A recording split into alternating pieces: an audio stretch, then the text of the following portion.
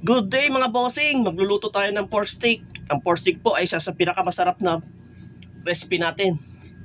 Ang mga ingredients po, patatas, sibuyas na puti, sibuyas na pula, kalamansi, toyo, paminta at ibang seasonings. Kayo na po magbala kung anong seasonings at anong brand.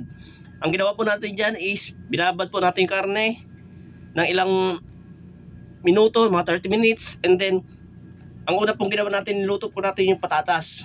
Parang half cook lang po kasi mabilis siyang maluto kasi manipis yung ating pagkahiwa. Pang toppings lang po yan. Tsaka ngayon, iprito natin yung binabad natin karne. So, pagka mga ilang minuto lang, huwag natin masyadong lutuin ng gusto. Kasi lulutuin pa natin yan siya sa binabad nating pinagbabara nating toyo at saka mga kalamansi. And then, pagkatapos po haon natin ng karne is lulutuin po natin yung sibuyas na puti. Sibuyas na puti yung pang-toppings po natin yan, hapok lang. And then ilalagay po natin yung karne ulit at ilalagay na po rin natin yung pinagbabaran. Yan po, pabahayaan po natin mga ilang oras para lumambot siya ng gusto. Para nakakita po natin medyo tuyo-tuyo na, alam natin luto na. Ayan po ang finished product natin. Tapos ilalagay na po natin yung toppings, yung patatas at sibuyas.